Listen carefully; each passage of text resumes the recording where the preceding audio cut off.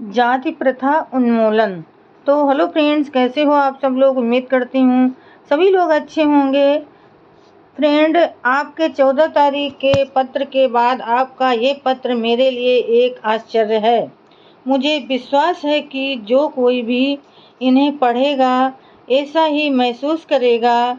स्वागत समिति द्वारा इस प्रकार के अचानक अपने रुख में परिवर्तन करने के लिए मैं उत्तरदायी नहीं हो सकता। जब 14 तारीख को आपने पत्र लिखा था तो उस समय समिति के सामने जो कच्चा प्रारूप था उसमें और अंतिम प्रारूप जिस पर आपने अपने पत्र में स्वागत समिति का निर्णय सूचित किया था के सार रूप में कोई अंतर नहीं है। आप अंतिम प्रारूप में एक भी ऐसा नया विचार नहीं बता सकते जो पहले वाले प्रारूप में न हो। वे ही समान विचार हैं। अंतर केवल ये है कि उन्हें अंतिम प्रारूप में अधिक विस्तार के साथ रखा गया है। यदि भाषण में कोई आपत्तिजनक बात थी तो आप उसे 14 तारीख को बता सकते थे, किंतु आपने ऐसा नहीं किया। उल्टे आपने मुझसे 1000 प्रतियां छपवाने के लिए कहा और ये बात मुझ पर छोड़ दी कि मैं आपके द्वारा सुझाए गए मौलिक परिवर्तनों को स्वीकार करूं या न करूं। तदनुसार मैंने 1000 प्रतियां छपवा लीं, जो अब मेरे पास पड़ी हैं। 8 दिन बाद आप ये बताने के लिए लिखते हैं कि आपको भाषण पर एतराज है और यदि उसमें संशोधन नहीं किया गया तो सम्मेलन रद्द कर दिया जाएगा। आपको ज्ञात होना चाहिए था कि भाषण में परिवर्तन की कोई आशा नहीं है। जब आप बंबई में थे तो मैंने आपको बताया था कि मैं उसमें एक विराम का भी परिवर्तन नहीं करूँगा और आपने भाषण को किसी भी तरह सेंसर किए जाने की अनुमति नहीं दूँगा।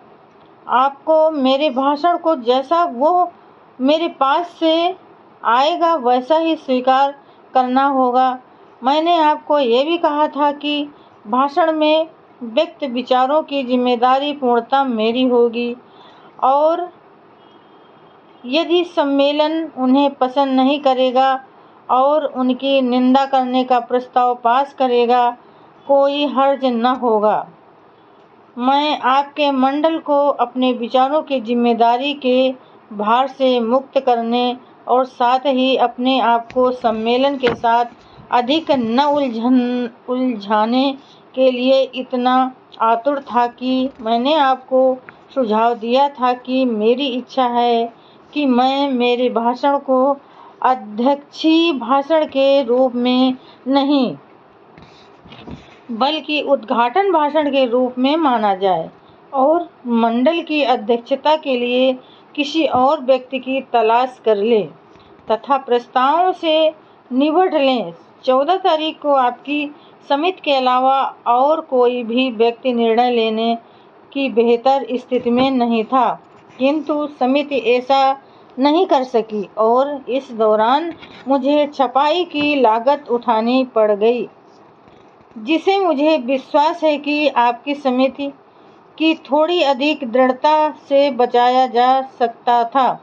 मेरा विश्वास है कि मेरे भाषण में जो विचार व्यक्त किए गए हैं उनका आपकी समिति से कोई लेना देना नहीं है। अनेक कारणों से मुझे विश्वास करना पड़ रहा है कि अमृतसर में आयोजित सिख प्रचार कांग्रेस में मेरी मौजूदगी स्वागत समिति द्वारा किए गए निर्णय का एक बड़ा कारण थी। समिति ने 14 और 22 अप्रैल के बीच अपने रुख में जो अचानक परिवर्तन किया उसका और कोई संतोषजनक स्पष्टीकरण नहीं हो सकता। फिर भी मैं अब इस विवाद को अधिक लंबा नहीं खींचना चाहता और आपसे अनुरोध करता हूं कि आप तत्काल घोषणा कर दें कि मेरी अध्यक्षता में होने वाले सम्मेलन का अधिवेशन रद्द हो गया है। अब सॉरी गरिमा समाप्त हो चुकी है और यदि आपकी समिति मेरे भाषण को इसके वर्तमान संपूर्ण रूप में स्वीकार करने के लिए सहमत भी हो जाए तब भी मैं इसकी अध्यक्षता नहीं करूँगा। भाषण तैयार करने में उठाए गए मेरे कष्टों के लिए आपने जो सराहना की है उसके लिए मैं धन्यवाद देता हूँ। अगर किसी को नहीं तो मुझे इस श्रम से निश्चय ही लाभ मिला है। मुझे खेद केवल इसलिए है कि मुझे ऐसे समय पर इतना कठोर परिश्रम करना पड़ा जिसे मेरा स्वास्थ्य सहन नहीं कर सकता था। आपका भीमराव अंबेडकर। इस पत्राचार से उन कारणों का पता चल जाएगा जिनकी वजह से मंडल द्वारा अध्यक्ष के रूप में मेरी नियुक्ति रद्द की गई थी और पाठक यह जानने की स्थिति में होंगे कि इसका दोष किसको दिया जाना उचित है। मैं समझता हूँ कि यह पहला अवसर है जबकि स्वागत समिति द्वारा किसी अध्यक्ष की नियुक्ति को इसलिए रद्द किया गया है क्योंकि वो अध्यक्ष के विचारों का अनुमोदन नहीं करती। चाहे ऐसा हो या ना हो, किंतु निश्चय ही मेरे जीवन में यह पहला अवसर है जबकि श्रवण हिंदुओं के किसी सम्मेलन की अध्यक्षता करने के लिए मुझे आमंत्रित किया गया था।